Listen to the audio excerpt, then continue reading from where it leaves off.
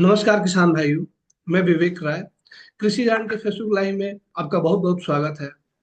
जैसा कि आप सब जानते हैं, मौजूदा वक्त में बहुत सारे ऐसे किसान हैं जो खेती के नायक बनकर अपनी आमदनी के साथ साथ अन्य किसानों की आमदनी में भी इजाफा कर रहे हैं।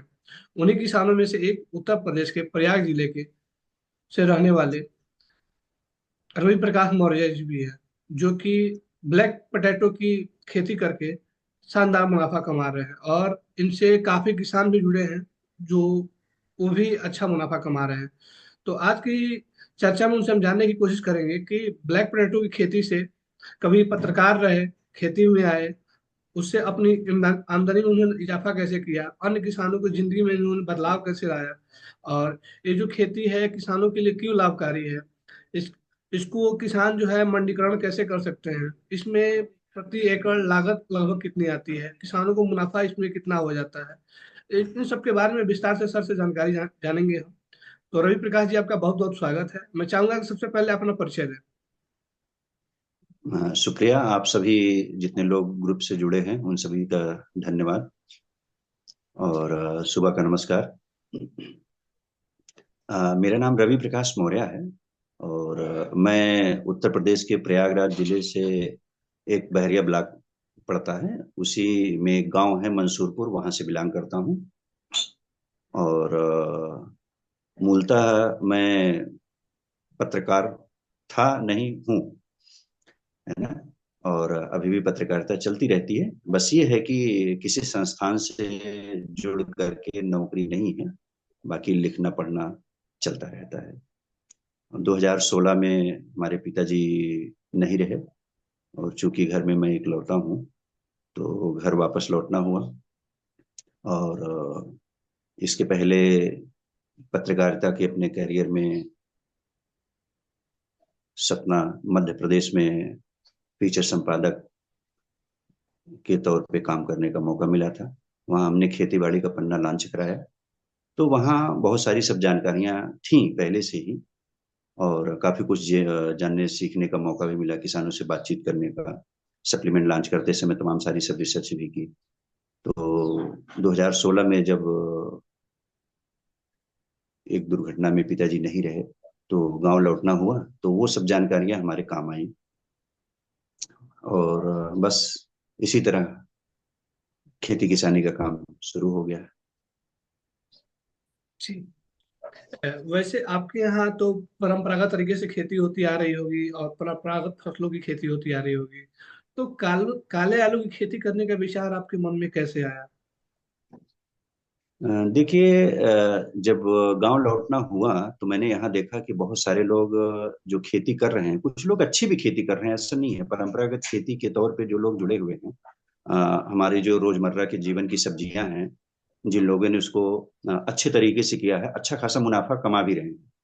लेकिन मेरा जुड़ाव जब पत्रकारिता के तौर में खेती बाड़ी के पन्ने से जो है हुआ, तो मैंने वहां पर देखा कि वर्तमान समय जो है सिर्फ खेती करके अच्छा मुनाफा कमाना नहीं, सेहत के प्रति जागरूक भी होना चाहिए, है ना।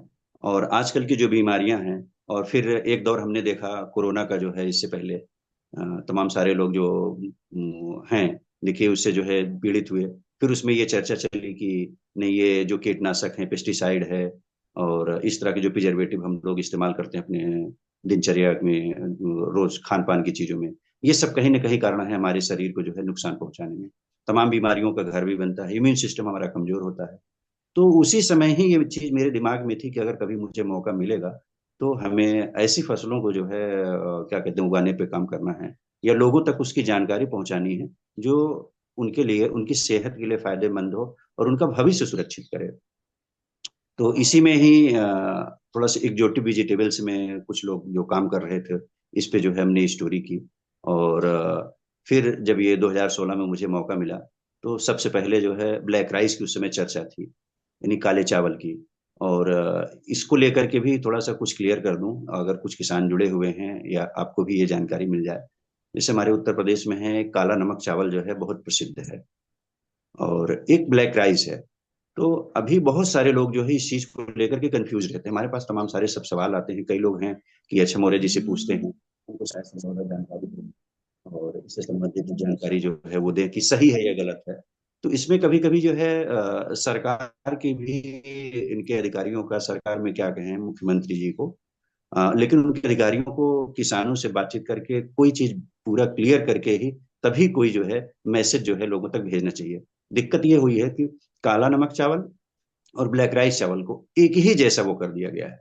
इसको इंटरनेशनल लेवल पे जो है खूब प्रचारित भी किया जा रहा है, एक्सपोर्ट भी कर रहे हैं, लेकिन इसकी खेती इतनी आसान नहीं है। दोनों में अंतर ये है कि काला नमक जो चावल होता है, इसकी ओरिजिन जो है गोरखपुर, महाराजगंज, बस्ती, ये एरिया है। और जबकि ब्लैक राइस का जो जीआई टैग मिला हुआ है, ये मूलतः मणिपुर का है। यह साउथ के असम वगैरह क्षेत्र में, उड़ीसा वगैरह क्षेत्र में ब्लैक राइस की कम से कम 10 से 20 वैरायटी हैं। तो दोनों में अंतर यह है कि एक में एंथोसानिन पाया जाता है, वो इसमें anti cancerous, anti diabetic, anti inflammatory property होती है, किसमें, ब्लैक राइस में। और उसका जो है वैरायटी जो होती है वो चखाव है, या तो कलावती है, इसी तरीके से जो है कई वैरायटी, बोकासोल वगैरह। लेकिन काला नमक की जो वैरायटी होती है, जैसे काला नमक किरण करके एक जो है लोगों ने लॉन्च किया, ये सिर्फ और सिर्फ सेंटेड राइस होता है ना। तो मेरे कहने का ये मतलब है कि जब तक हमें कोई क्लियर जानकारी ना हो, कोई वो चीज ना हो, तो सही, अगर लोगों तक जानकारी नहीं पहुंच पा रही है तो बहुत सारे लोग कंफ्यूज भी होते हैं। तो हमें सबसे पहले खेती बाड़ी करने से पहले या कोई भी चीज स्टार्ट करने से पहले उससे संबंधित जितने भी रिसोर्सेज होते हैं उन तक पहुंचने की कोशिश करनी चाहिए। जो संबंधित क्षेत्र की जानकारी, इसमें जानकार लोग हैं, उनसे भी बात करने की कोशिश करनी चाहिए। और इस सदी का मैं समझता हूँ सबसे बड़ा आविष्कार मोबाइल है। डिजिटल के दौर में जो है हमें उस पर भी कोशिश करना चाहिए, सर्च करना चाहिए, देखना चाहिए। हालांकि उस पर जो है अच्छी और गलत जानकारियां तमाम सारी सब जो है डिजिटल प्लेटफॉर्म में जाने पे मिलती हैं हमें। लेकिन अगर हम अपने दिमाग का जो है इस्तेमाल करेंगे तो हमें अच्छी जानकारियां वहां पर भी मिलेगी। जैसे कहते हैं नहीं कि नकल में भी अकल लगती है, अगर हम इसमें सही अकल लगा सकें तो सही जानकारी वहां से मिल सकती है। जी तो जैसे कि हम तो आज चर्चा करने के लिए आलू की, ब्लैक पोटैटो के लिए बैठे थे, लेकिन अब जी जी जी। ब्लैक राइस की चर्चा कर रहे हैं। तो अभी अच्छा अच्छा, हाँ मतलब जी, इस पे बात आगे बढ़ाते हैं। हाँ, तो स्टार्ट हमारा ये ब्लैक राइस से हुआ था 2016-17 में। फिर ब्लैक राइस के बाद जो है फिर ब्लैक व्हीट का जो है, एक हमारे मित्र हैं अभिषेक श्रीवास्तव जी हैं, एग्रीजन एसोसिएशन के प्रेसिडेंट हैं, और हमारे मित्र भी हैं। तो इसके बाद जो है हमने ब्लैक व्हीट लगाया। फिर दिमाग में आया हमारे उसी समय ही कि ये जितनी काली फसल, जिले में ही तीसरे नंबर पे जो हमारी फसल थी ब्लैक पोटैटो का दिमाग में आया। बहुत दिन से इन सब चीजों को मैं सर्च कर रहा था, लेकिन ब्लैक पोटैटो की जो खेती है वो कुछ किसान कर रहे थे, लेकिन वो इसकी बिक्री नहीं कर पाते थे। इसका कारण जो है जानने की जब हमने कोशिश की तो पता चला कि इसका छिलका पतला होता है, इसके सड़ने का खतरा रहता है। और मार्केट में इसकी वैल्यू इसलिए नहीं मिलती है क्योंकि जो हमारे यहाँ एक अपना ट्रेंड होता है, जो ट्रेडिशन होता है कि वो नॉर्मल पोटैटो खाने का है, इसमें एक तो थोड़ा बहुत स्वाद भी उस तरीके से नहीं मिलता है। तो इसकी जो है आलू की जो है एकदम बिल्कुल कंडीशन ये थी कि इसको कोई जो है लगाने को तैयार नहीं था जिस समय हमने इसको स्टार्ट किया। अब चूंकि मैं भी मीडिया से जुड़ा हूँ तो हमारे जो मित्र हैं अभिषेक श्रीवास्तव जी, उनसे भी मैंने चर्चा की कि अगर हम लोग इस पे काम करें तो बहुत अच्छा काम हो सकता है जो है। कि हम कैसे करेंगे इसको, तो कोई वो लगाने को तैयार होता नहीं, इसकी ट्रेडिंग कैसे करेंगे, मार्केटिंग कैसे करेंगे। हमने कहा देखिए इसके लिए मेहनत तो करनी पड़ेगी, कोई भी नई चीज आती है अगर हमको उसको लोगों तक ले जाना है तो थोड़ा प्रयास तो करना पड़ेगा। और शुक्रिया अदा करेंगे आप लोगों का भी, मीडिया बंधुओं का भी, कि उन लोगों का सपोर्ट मिला। फिर 2019 में हमने जो है हमारे यहाँ प्रयागराज मंडल का जो है एक कृषि मेला लगा। उसमें हमारे उत्तर प्रदेश सरकार के कृषि मंत्री सूर्य प्रताप शाही जी आए। 9 दिन ये मेला लगा। उसमें हमने इसका जो है डेमो दिया, तमाम सारे लोगों को जानकारी दी। कृषि मंत्री जी ने भी बहुत हमें प्रमोट किया। तो हमने अपनी निजी जो ब्लैक फर्म के बैनर तले ये जो चीजें मैंने लगाई थी, तो उसको जो है बहुत सारी जगह चर्चा की, अधिकारियों का सहयोग मिला, मीडिया बंधुओं का भी सहयोग मिला। धीरे धीरे ये जो है एक ब्रांड के रूप में डेवलप होने लगा कि नहीं, ब्लैक पोटैटो भी होता है। और ऐसा मैं नहीं कह रहा हूँ कि ये, मैंने इसमें जो है ये प्रयास बहुत किया कि इसकी जो है ब्रांडिंग लोगों तक पहुंचे। और मैंने स्टार्ट किया ऐसा नहीं है ना, बस मैंने इसको लोगों तक ले गया, है ना। अब धीरे धीरे हालांकि कोशिश कर रहे थे, और विदेशों में देखें तो एग्जोटिव वेजिटेबल्स का बहुत अच्छा खासा क्रेज है वहां पर जो है। और अपने यहाँ भी देखे होंगे आपने जो है 4-5 सालों के भीतर में एग्जोटिव वेजिटेबल्स को लेकर के एक क्रेज डेवलप हो रहा है। कई ऐसे रेस्टोरेंट हैं जो एग्जोटिव वेजिटेबल्स पे जो है काम करते हैं, वही रेसिपी पेश करते हैं। तो वापस फिर आते हैं ब्लैक पोटैटो की खेती पर। तो इस तरीके से मैंने इसको 2017 में स्टार्ट किया ब्लैक पोटैटो को। मुझे 40 केजी का बीज मिला था, और फिर मैंने फर्स्ट टाइम ग्रो किया, ऑर्गेनिकली इसको करने की कोशिश की, पता लगा जितना लगाया था उतना ही हुआ। और फिर कई लोगों ने सजेस्ट किया कि नहीं, आप पहले इसको आप ग्रो कर लीजिए, लोगों तक आप ले जाइए, और अपने क्लाइमेट में, अपने वातावरण में इसको पहले देख लीजिए कि अच्छे से बढ़िया बेहतर होता है कि नहीं। फिर मैंने अगले साल जो है इसको किया। फिर धीरे धीरे जो है, जब तमाम सब मीडिया बंधुओं का और अधिकारियों का, आदरणीय कृषि मंत्री जी का, सूर्य प्रताप शाही जी का सहयोग मिला, और वो जगह जगह जाके चर्चा करते, तो मेरे पास तमाम फोन आने लगे। फिर मुझे लगा कि नहीं, अब इसको जो है और जगह तक ले जाना चाहिए। फिर इसी तरीके से स्टार्ट हो गया देश भर में। तकरीबन मुझे लगता है कि 18-20 स्टेट में जो है अब तक मैं इसके बीज भेज चुका हूँ। तो ये जो अभी आप इसकी जो खेती कर रहे हो, जैविक तरीके से या रासायनिक तरीके से? नहीं, पूरी तरीके से जैविक तो नहीं है। हालांकि एक technical word semi organic word इस्तेमाल नहीं होता है, लेकिन उसको हम लोग सेमी ऑर्गेनिक कहते हैं।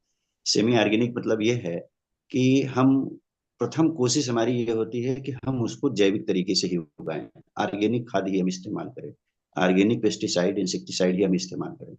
लेकिन अगर कोई दिक्कत हो जाती है कुछ, तब उसमें हम उस चीज का छिड़काव करते हैं, अगर नहीं होती है तो फिर नहीं करते हैं। जी। रासायनिक वाले कहते हैं कि हम गैप गुड करते हैं, जो प्रैक्टिस होता है उसको करते हैं, जिसमें रासायनिक और जैविक खादों को मिला के करते हैं। नहीं, तो देखिए अलग इसमें, अलग टर्म्स हैं, सबने अपना अपना बना रखा है। इसमें सर्टिफिकेट चाहिए, 3 साल का वो करने के चाहिए, लेकिन इसमें देखिए एक कंफ्यूजन है। आपकी आवाज अगर, स्लो आ रही है। जी, आवाज स्लो आ रही है आपकी। मैं ये कह रहा हूँ कि अगर इसमें देखिए कंफ्यूजन है अचानक कि, से आवाज स्लो हो गई सर आपकी, कोई फोन आ रहा है आपके पास? नहीं फोन तो नहीं आ रहा है, ये नेटवर्क का इशू होगा। अब आ रही है आवाज? आ रही है लेकिन थोड़ी स्लो आ रही है, देख लीजिए थोड़ा लाउड बोल के। अच्छा अच्छा, ठीक जी। ठीक, अब आ रही है आवाज? हाँ, परफेक्ट। अच्छा अच्छा, ठीक है। इसमें ये कहना चाह रहा हूँ कि जैसे ऑर्गेनिक इन ऑर्गेनिक को लेकर के बाजार में थोड़ा सा एक भ्रम भी है, और इसे भी हमें थोड़ा सा देखने समझने की, थोड़ा अपना दिमाग लगाने की भी जरूरत है। एक छोटा सा उदाहरण मैं बता रहा हूँ। जैसे एक डिमांड हमारे पास आई थी ब्लैक राइस की, एक कंपनी से। उन्होंने कहा कि आपके पास ऑर्गेनिक है? हमने कहा हाँ ऑर्गेनिक तो है। और लेकिन हमने कहा कि आप इसको जो है, अगर आप बेचेंगे इसको तो कितने महीने में आप इसको बेच लेंगे, है ना? तो अगर आप इसकी पैकिंग करते हैं, क्योंकि जैसे हमारे यहाँ जो चावल होता है या आटा होता है, हम उसको जब भी पिसाते हैं, या मान लीजिए चावल हम बीन करके उसको छांट करके हम रख देते हैं, उसमें देखिए छोटे छोटे कीड़े पड़ जाते हैं। लेकिन इसका जो है, यानी सेल्फ लाइफ इसकी कितनी होती है, 15 दिन, 1 महीना या 1.5 महीना। तो अगर मान लीजिए हम ऑर्गेनिक कर रहे हैं, हमने किसी को दे दिया, वो कंपनी के फॉर्म में गया, वो पैकेजिंग हुआ, तो वो, उसको सेल्फ लाइफ चाहिए, साल 6 महीने में उसका जो है ट्रेडिंग के लिए चाहिए। बड़े पैमाने पर पैकेजिंग कराएगा, ट्रांसपोर्ट करेगा, सब चीजें करेगा, तो बिना प्रिजर्वेटिव के वो जाएगा नहीं। तो ऑर्गेनिक और इनऑर्गेनिक भी खासतौर पे ये समझने की जरूरत है। कई बार होता क्या है कि हम ऑर्गेनिक उगा लेते हैं, लेकिन वो लोगों की थाली तक, यानी लोगों तक प्रिजर्वेटिव डल करके पहुंचता है। ये और भी ज्यादा हानिकारक है। इस समय सबसे खतरनाक प्रिजर्वेटिव ही है। केमिकल पेस्टिसाइड इंसेक्टिसाइड से भी ज्यादा जो है खतरनाक इस समय प्रिजर्वेटिव है। तो मेरे कहने का ये मतलब है कि इन सब चीजों को समझें, किसान भी समझें, लोग भी समझें, और अपने से खुद उगाने की कोशिश करें। इसीलिए मैं लोगों को जागरूक भी कर रहा हूँ कि पहले उगा करके बेचने के बजाय, जो है मेरा प्रयास पहले ये है, अभी कमाने पे छोड़ दीजिए, क्योंकि देखिए जब खेती के बारे में बात करने लगेंगे बहुत बड़ा इशू हो जाएगा। जितने बड़े बड़े लोग सब काम करने वाले हैं, कभी फायदे का सौदा नहीं होती। इसके लिए कौन जिम्मेदार है, सरकार है, किसान है, कौन है, ये एक अलग इशू है। लेकिन अभी फिलहाल मेरा कहना सिर्फ यही है कि हम कोई चीज खुद पहल करें, चाहे हम रूफ टॉप गार्डनिंग करें, किचन गार्डनिंग करें, चाहे हम टेरेस गार्डनिंग करें, अपने से उगा करके पहले टेस्ट करने की कोशिश करें। हम जिम जाते हैं, उसी उसी की तरीके से हम समझ लीजिए इसकी खेती करने की कोशिश करें। थोड़ा बहुत ही करें, 4 6 10 गमले में ही हम लगा दें। कम से कम उन सब चीजों की जो है वैल्यू हम समझेंगे, उस चीज को जानने समझने की कोशिश करेंगे कि इनमें स्वाद में अंतर क्या होता है। यानी ऑर्गेनिक बता करके हम जो चीजें लाते हैं, हम खुद अगर उगाएंगे, दोनों के स्वाद में स्पष्ट समझ में आ जाएगा कि दोनों में अंतर क्या होता है। पूरे देश भर में इसको लेकर के बहुत कंफ्यूजन है। जी। जी, वो तो है। अ, तो आपसे मेरा अगला सवाल ये है कि जैसे कि आप पत्रकारिता पृष्ठभूमि से आते हैं, तो आप जब कृषि क्षेत्र में आए तो आपकी पत्रकारिता पृष्ठभूमि ने कोई विशेष मदद की? अगर हाँ तो कैसे? नहीं, ये तो नो डाउट पत्रकारिता के बहुत सारे मित्र जो है हमारे, जो करियर के जो साथी रहे हैं और जो साथी नहीं भी रहे हैं, अब चूंकि इसमें लगभग 10-12 साल हमने जो है वो काम किया, उन्हीं की ही मदद से मैं आगे बढ़ पाया और लोगों तक अपनी बात ले जा पाया। अगर वो उनकी मदद नहीं मिलती, हमारे बंधुओं की मदद नहीं मिलती, तो शायद मैं आपसे भी शायद नहीं बात कर पा रहा होता। अ, आपसे अगला सवाल ये है कि जैसे कि आपने तो काफी सारी चुनौतियों को शुरुआत में ही मेंशन किया है कि मतलब, लेकिन उससे जुड़ा हुआ सवाल मेरा ये था कि काले आलू की खेती की शुरुआती चरण में किन किन चुनौतियों का आपको विशेष रूप से सामना करना पड़ा था? जैसे कि बीज कलेक्ट करना, कैसे खेती करें, रासायनिक या जैविक, कैसे उससे प्रोडक्शन होगा, मतलब किस किस तरह की चुनौतियों का सामना करना पड़ा था?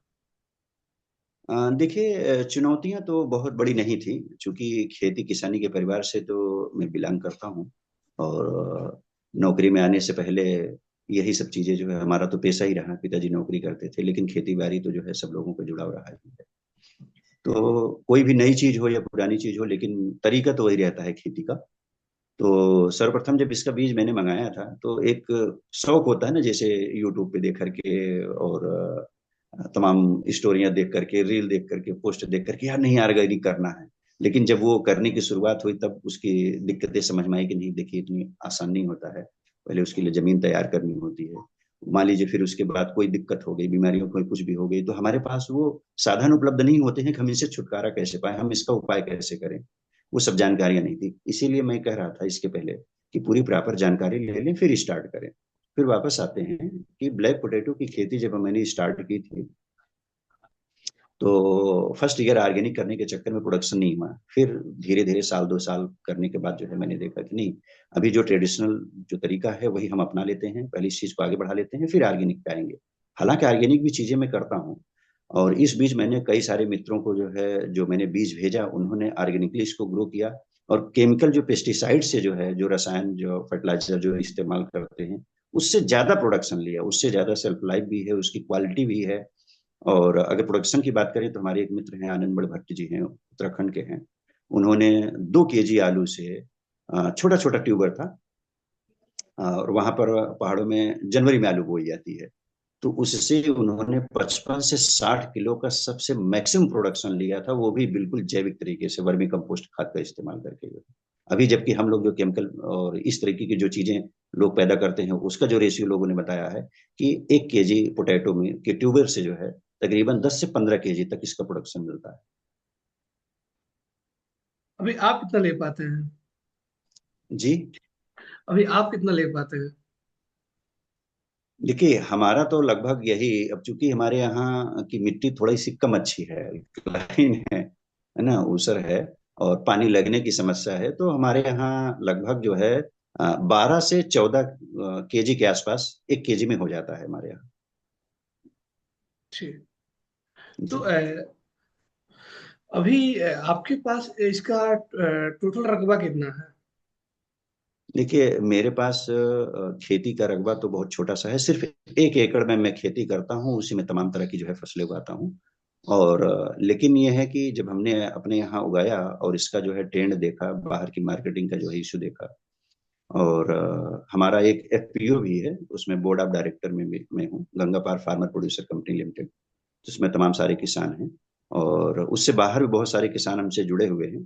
तो मेरा तो छोटे एरिया में ही मैं लगाता हूँ, लेकिन जो और किसानों से सारा सब उगवाते हैं या करवाते हैं, उनकी ट्रेडिंग में करता हूँ।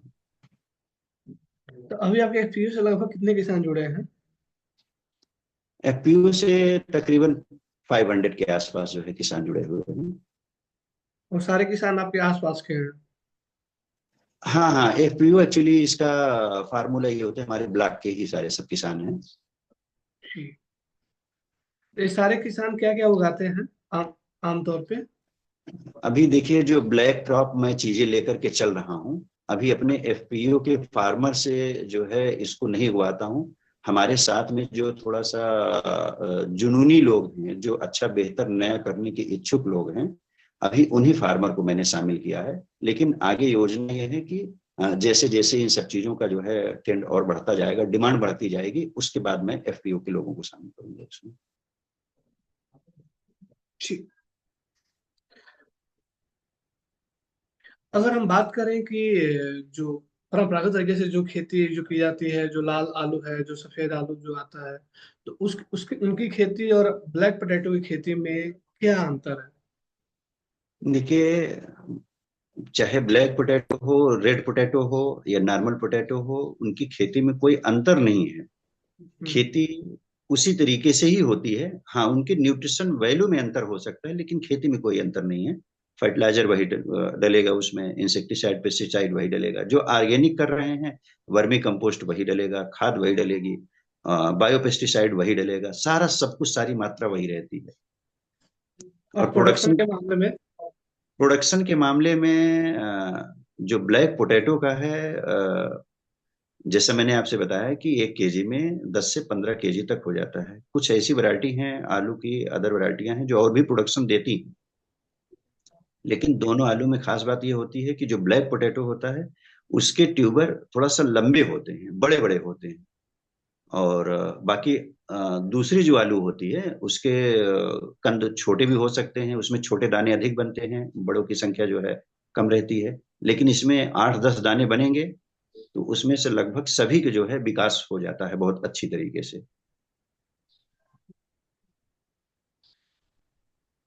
क्या एक मतलब मान लेते हैं कि 1 एकड़ में लगभग कितना इसमें लागत आ जाती है, अप्रोक्स? जी जी। 1 एकड़ में अगर हम सीड की बात करें, तो 1 एकड़ में तकरीबन हमारे पास जो है 10 कुंटल के आसपास बीज लगता है इसमें जो है ना। और 10 कुंटल की सीड का प्राइस ये, मान लीजिए अगर लोकल में लेंगे तो अलग रेट रहता है। इसका जो है रेट का इशू तो यह नहीं है। और अगर फर्टिलाइजर की बात करें तो देखिए, सबका अलग अलग है। कुछ किसान हैं खाद जो है डीएपी यूरिया तमाम सारा सब इस्तेमाल करते हैं। कई हमारे ऐसे फार्मर हैं जैसे पश्चिम बंगाल से जुड़े हैं, साउथ से भी कई सारे लोग ऐसे जुड़े हुए हैं जिनके पास अपनी वर्मी कंपोस्ट की यूनिट खुद है। अगर हम अपना वर्मी कंपोस्ट खुद इस्तेमाल कर रहे हैं, और सरकारी गोदामों से सरकार प्रमोट करती है, फंगिसाइड होता है ट्राइकोडर्मा, हार्जेनियम, वो अगर हम ले लेते हैं, तो 1 एकड़ में अगर हमारे पास वर्मी कंपोस्ट की यूनिट खुद है तो 5-6 हजार रुपए से ज्यादा जो है इसमें खर्च नहीं आएगा, पोटैटो सीड के जो है कास्ट को छोड़ करके। बाकी अगर वैसे हम करते हैं, जैसे अन्य आलू को जो है तमाम सारे फार्मर जो है जो करने की कोशिश करते हैं कि 1 एकड़ में ही कम से कम 8-8 10-10 बोरी डीएपी तक डाल देते हैं। तो अगर डीएपी की ही गिनती करने लगे तो लगभग कितना जो है 1500 के आसपास पड़ता है, तो 15 हजार के आसपास ऐसे ही पड़ जाएगा डीएपी। फिर यूरिया डालेंगे, वैसे डालेंगे, इसकी कास्ट बढ़ती चली जाएगी, जो तमाम सारे फार्मर कर रहे हैं। इसीलिए मैं सजेस्ट करता हूँ कि इसको जितना संभव हो सके ऑर्गेनिक ही आप उगाइए। नॉर्मल खाद आप डालिए, इसकी सेल्फ लाइफ अच्छी होती है, इसकी क्वालिटी होती है, इसमें चमक होता है, खर्च भी कम आएगा। और नहीं तो वर्मी कंपोस्ट, चाहे तो अगर जैसे कहीं इफ्को का है, कोई वैसे कोई किसानों कर रहा है, तो उससे भी ले सकते हैं, कोई दिक्कत नहीं है अगर अपने पास यूनिट नहीं है तो। ठीक।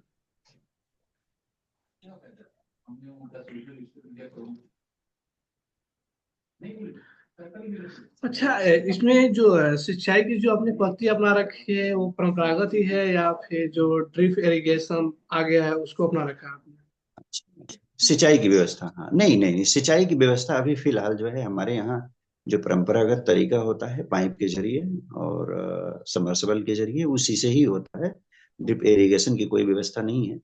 हाँ, इस बार थोड़ा सा टेस्ट किया है कि जो आलू की बुआई होती है, एक लाइन में जो है बुआई करके जो ट्रैक्टर से होती है या तो जो है मजदूर के जरिए, उसके बाद मिट्टी चढ़ा दी जाती है। लेकिन इस बार मैंने 36 इंच की खेती की है। 36 इंच की खेती, अभी इसको मुझे टेस्ट करना है। ये भी मैंने यूट्यूब पे जानकारी ली। एक हमारे किसान हैं और बड़े पैमाने पर उनको गवर्नमेंट ने पुरस्कृत भी किया है, सरकार ने। तो उसमें ये एमपी होता से है, है? जी जी जी, उसमें 2-3 लाइन जो है हम बुआई करते जाते हैं, फिर उसके बाद हम चौड़ा बेड बनाते हैं। मल्टी लेयर उसमें फार्मिंग। पानी कम लगता है, हाँ, आलू के खराब होने के चांसेस कम रहते हैं। तो इसका एक अच्छा रिजल्ट है, मैंने देखा है कई किसानों ने किया है, इस बार मैंने किया है। ठीक। अच्छा, जैसे कि आपने बताया कि 18 से 20 राज्यों में आप अपने से मतलब आलू ब्लैक पोटैटो को दे चुके हैं किसानों को खेती के लिए, तो क्या उन किसानों को आप प्रशिक्षण भी दिए हैं ऑनलाइन या ऑफलाइन माध्यम से, ताकि वो खेती कर सकें अच्छे से? नहीं देखिए, प्रशिक्षण हाँ जरूर, लेकिन ऐसा प्रशिक्षण नहीं सत्र वो के जरिए या जूम मीटिंग के जरिए। ज्यादातर लोग फोन कर लेते हैं, व्हाट्सएप करते हैं। तो जानकारी तो देखिए सभी को चाहिए कि अगर हम इसको लगा रहे हैं तो इसकी मात्रा कैसे चाहिए होगी, हमें इसमें फर्टिलाइजर कैसे देना है, ऑर्गेनिकली करना है तो कितना करना है ना। अगर मान लीजिए बीमारियां आई तो इंसेक्टिसाइड पेस्टिसाइड वगैरह कैसे डालना है, क्या करना है, किस मौसम में करना है, इसके लिए कितना टेम्परेचर चाहिए। जैसे साउथ के लोगों का भी बहुत उधर जो है इसको लेकर के जानकारी ज्यादा ये मांगते हैं कि हमको ये ब्लैक पोटैटो उगाने के लिए जो है कितना टेम्परेचर हमारे पास होना चाहिए। तो इसके लिए सबसे बेस्ट जो है 15 से लेकर के 30 जो है एकदम सुटेबल कंडीशन होती है इसके लिए। अगर 20-25 तक है तो सबसे बेस्ट है। और बाकी साउथ के जितने भी सारे लोग हैं उसमें से उन लोगों का जो सवाल होता है कि 1 केजी में कितना प्रोडक्शन आ जाएगा, और न्यूट्रिशन वैल्यू को लेकर के इसमें न्यूट्रिशन वैल्यू क्या है। तो न्यूट्रिशन वैल्यू में अगर देखें तो इसमें जो है एंथोसाइनिन की वजह से, ये सिर्फ आलू की बात नहीं है, सभी में है, जो इसमें लाल और काला कलर आता है वो एंथोसाइनिन की वजह से आता है। तो एंथोसाइनिन का फायदा ये होता है कि इसमें जो है एंटीऑक्सीडेंट, एंटी कैंसरस प्रॉपर्टी होती है इसमें, anti inflammatory, anti obesity property होती है इसमें। यही प्रॉपर्टी फायदेमंद होती है। अच्छा, अभी आपसे प्रभावित होकर लगभग कितने किसान ब्लैक पोटैटो की खेती कर रहे हैं? तकरीबन 1,000 के आसपास हो गए होंगे।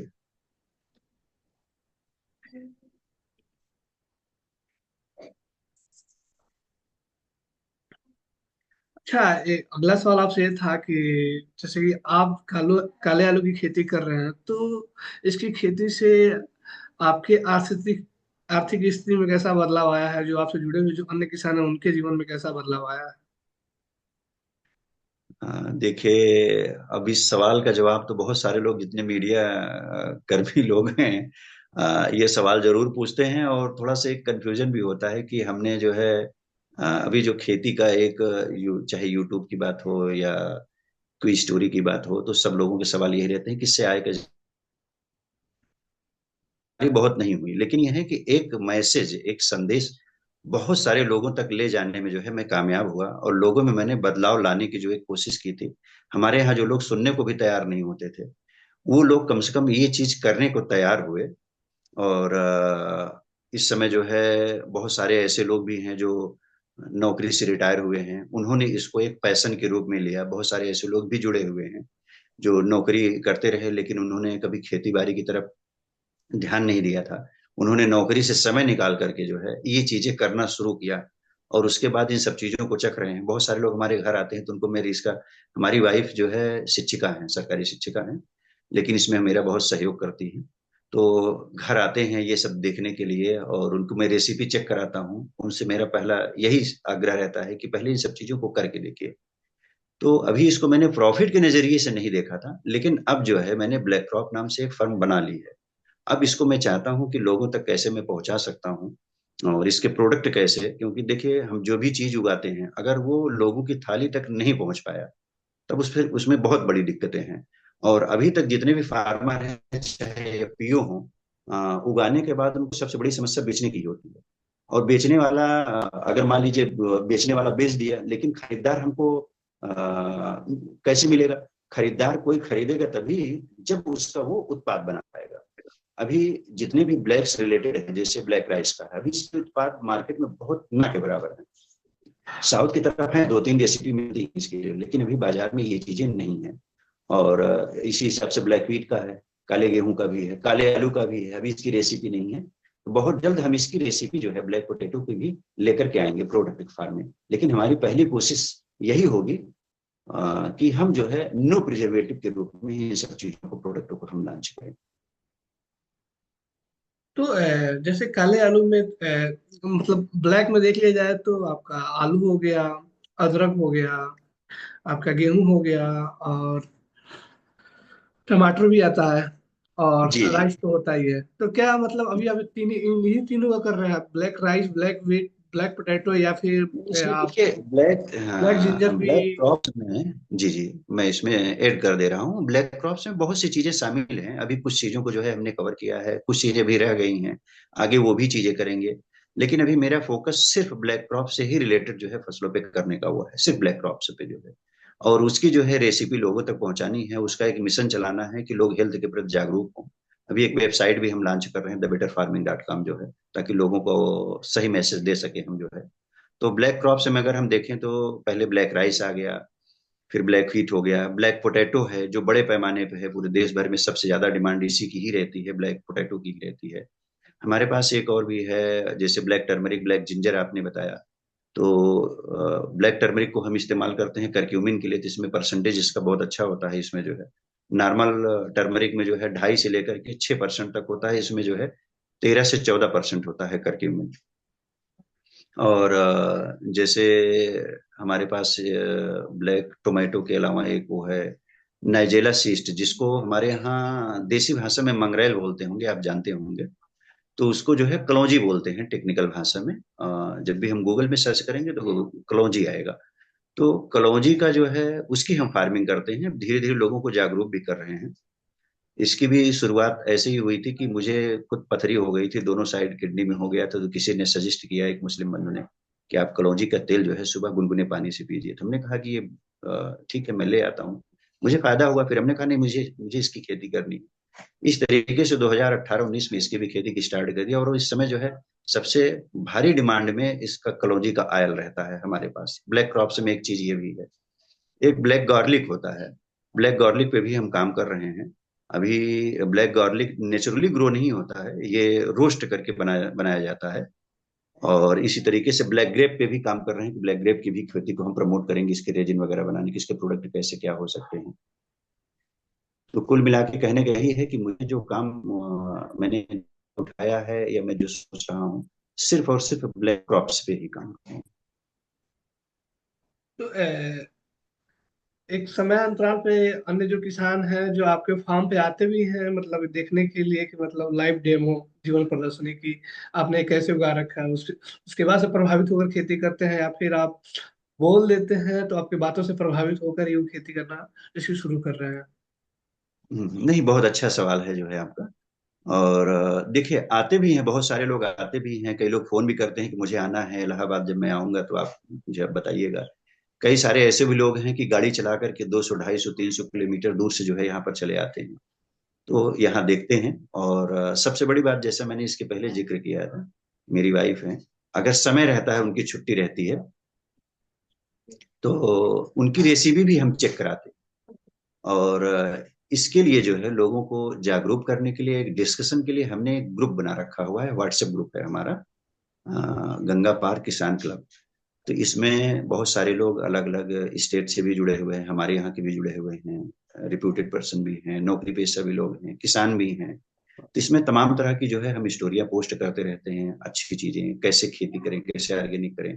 तो एक जो एलीट क्लास में चलता है क्लब कल्चर जो वो है, तो मेरी कोशिश ये है कि एक क्लब कल्चर फार्मर के स्तर पे जो है हम उस चीज को डेवलप करें, जो है मध्य वर्ग के लिए। तो वो व्हाट्सएप ग्रुप के हिसाब से काफी समय से, लंबे समय से चल रहा है। तो वहां लोगों को एक भरोसा बना है कि नहीं, रवि जी जो कह रहे हैं, मोरे जी जो बता रहे हैं, क्योंकि उनको अपने जीवन में उपयोग भी करते हैं, यहाँ आते भी हैं, देखते भी हैं, बात भी करते हैं। कोई कंफ्यूजन होता है उनका, तो ब्लैक क्राफ्ट से रिलेटेड हो या किसी भी चीज से रिलेटेड हो, मैं उसको जो है कोशिश करता हूँ उनको सही उत्तर दे पाऊँ, उनको सही समझा पाऊँ, उसका सही सोर्स बता पाऊँ, वो चाहे मेरे पास हो चाहे ना हो। ब्लैक क्रॉप के आप चैंपियन बन चुके हैं आप एक तरीके से। ये तो अगर आप बनाया है, बल्कि ऐसा है नहीं है। अच्छा, आपसे एक सवाल ये था कि अभी आपने मंडीकरण को लेकर बात की, तो मंडीकरण से ही जुड़ा हुआ एक मेरा सवाल था कि अभी तक आपने, या आपसे जुड़े हुए जो अन्य जो किसान भाई हैं, अभी तक अधिकतम कितने रुपए किलो तक अपने ब्लैक पोटैटो को मार्केट में सेल किए हैं? देखिए सर, जैसे हम फार्मर से लेते हैं तो जो नॉर्मल पोटैटो होता है उससे कम से कम 10 रुपए, 15 रुपए, या कभी कभी ऐसा होता है जो फार्मर नहीं बेच पाते, कुछ ऐसे लोग भी संपर्क में आए हैं, तो नॉर्मल पोटैटो के रेट में ही वो कर दिया। लेकिन फिर भी इसको मैंने जो है लगभग 95% केसेस में मैंने ये देखा है कि जो नॉर्मल पोटैटो होता है उससे कम से कम 10 रुपए ज्यादा ही, 15 रुपए, 20 रुपए ज्यादा मिलता है। लेकिन ये खरीदारी तब जब होती है कि ट्रेडिंग करने वाला कोई और है, तो जब किसान बेच नहीं पा रहा है, तो अगर वो अपने से ट्रेडिंग करता है किसी और जगह, अगर मान लीजिए उसने जो है कोई डील फाइनल कर ली, किसी जगह भेजने का हुआ, तो वो 60 रुपए से लेकर के 100 रुपए तक समझ लीजिए इसका जो है आलू का सी बिक जाता है। और मार्केट में कुछ ऐसी कंपनियां भी हैं, इसको जो है 300 से लेकर के 450 रुपए किलो तक बेच रही हैं इस समय, वर्तमान समय में। आपकी दिल्ली में भी एक दो कंपनियों को मैं जानता हूँ जो इसके बीज जो है 450 रुपए केजी तक बेच रही हैं। बहुत सारे प्लेटफॉर्म आ गए हैं गवर्नमेंट की भी, जैसे ONDC है। ऐसे प्लेटफॉर्म पे आप लोग जी अपने आप को भी रजिस्टर करके सेल कर सकते हैं। और ऐसे ऐसे जी जी लोगों जी। को अब आपसे अब अगला सवाल ये है कि काले आलू की खेती के लिए आपकी भविष्य की क्या योजना है? काले आलू की खेती को प्रमोट करना है और किसानों को बढ़ाना है, और पहली कोशिश ये है कि हम इसको पूरी तरीके से, हम खुद भी और जितने सारे फार्मर हैं उनको भी ऑर्गेनिक उगाने के लिए प्रेरित करना है। अब सीड इसके जो मैं चाह रहा था बहुत बड़े पैमाने पे फैल गया है, और धीरे धीरे अगर वो करेंगे तो चाहे हमारे जरिए जाए या चाहे किसी और के जरिए जाए, वो ऑर्गेनिक ही जाए तो ज्यादा सबसे अच्छा है। और इसके आगे कोशिश ये है कि अगर ये आलू प्रोडक्शन होता है तो अगर इसके जो है प्रोडक्ट मार्केट में नहीं आएंगे तो इससे आलू की सेल नहीं हो पाएगी, खाने की सिर्फ मकसद से जो है इसकी सेल नहीं हो पाएगी। तो ब्लैक क्रॉप इंटरेस्टिंग नाम होना से जो चाहिए। फर्म बनाई है जी, ब्लैक क्रॉप नाम से जो फर्म बनाई है उसमें, हालांकि ये कॉन्फिडेंशियल है, प्रोडक्ट ही हमको इसका लॉन्च करना है। इसलिए मैं कह रहा हूँ क्योंकि मैंने दो तीन चीजें मैंने ट्राई की, मैंने मेले में उसको पेश किया, पता लगा कि वो आइडिया किसी और ने किया, बड़े पैमाने पर पूरी मार्केट में उसने वो कर दिया, वो सही से वो भी नहीं कर पाया। क्योंकि इसमें एक चीज मैंने देखा है, मैं बार बार लोगों से कहता हूँ कि देखिए आपको जो है प्रोडक्ट नहीं बेचना है, कंटेंट बेचना है। सबसे पहले लोगों को सही जानकारी दीजिए, सही चीज लोगों तक पहुंचाइए। अगर हम ये बिजनेस करने के लिए बैठे हैं तो अभी मैं आपसे कह रहा हूँ कि अब तक कम से कम करोड़ों रुपए मैंने कमा लिए होते। बहुत सारे लोग इस चीज को हमारे आसपास 80-25 लोग जानते हैं, हमारे पास ऐसी डील्स रही, हमारे पास ऐसा जो है प्लेटफॉर्म रहे हैं, जो कि मीडिया से जुड़े होने के नाते तमाम सारे यार मित्र भी हैं हमारे जो है जो बिजनेस से जुड़े हुए हैं, हमारे परिवार में भी जुड़े हुए हैं, कि अभी तक मैंने अगर कोशिश की होती तो करोड़ 2 करोड़ रुपए का अभी तक मैंने बिजनेस कर लिया होता, लेकिन मैंने बिजनेस नहीं किया। ये चीज मैं गर्व से कहता हूँ, अपने ग्रुप में भी ये डिस्कस करता हूँ। इसीलिए मेरा एक भरोसा बना हुआ है कि लोगों तक सही जानकारी जाए, और सबसे बड़ी बात जो है कि वो इतना भरोसा, वो आंख मूंद करके भरोसा कर सके जो है। तो इसीलिए मैं चाह रहा हूँ कि सही तरीके से सही प्लेटफॉर्म के जरिए हम प्रोडक्ट का बिजनेस करें, लोगों को जानकारी दें। इसीलिए मैं वेबसाइट भी लॉन्च कर रहा हूँ कि कंफ्यूजन जैसी स्थिति नहीं आए, और हमारे साथ और भी लोग खड़े खड़े होते हैं तो ये उनका स्वागत है और बहुत अच्छी बात है। अभी फिलहाल मैं अपने स्तर पे प्रयास कर रहा हूँ, बाकी और सब जितने भी चाहे मार्केटर होंगे, चाहे मीडिया के माध्यम की बात करें, उसमें भी लोगों को जोड़ते जाएंगे, लेकिन पहले सबसे पहले मैं सोच रहा हूँ कि पहले मैं इसको स्टार्ट कर दूं। जी। अ, एक सवाल ये था आपसे कि वैसे तो आप ब्लैक कैटेगरी में आप कई सारे फसलों की खेती कर रहे हैं, तो उनमें मतलब सबसे ज्यादा युद्ध स्तर पे सबसे ज्यादा फार्मिंग किसकी ज्यादा कर रहे हैं और किसानों के बीच में प्रमोट कर रहे हैं? देखिए अभी तक मैंने देखा है कि जो ब्लैक क्रॉस में हाई डिमांडिंग है वो ब्लैक पोटैटो ही है। क्योंकि अक्सर होता क्या है कि इसके पीछे रीजन है कि ब्लैक पोटैटो, यानी पोटैटो एक ऐसी चीज है कि अगर हम इसको एक दो दिन ना खाएं, हम चाहे सब्जी के रूप में चाहे भून करके चाहे वैसे भी ना खाएं, तो ऐसा लगता है हमने कुछ खाया नहीं, है ना।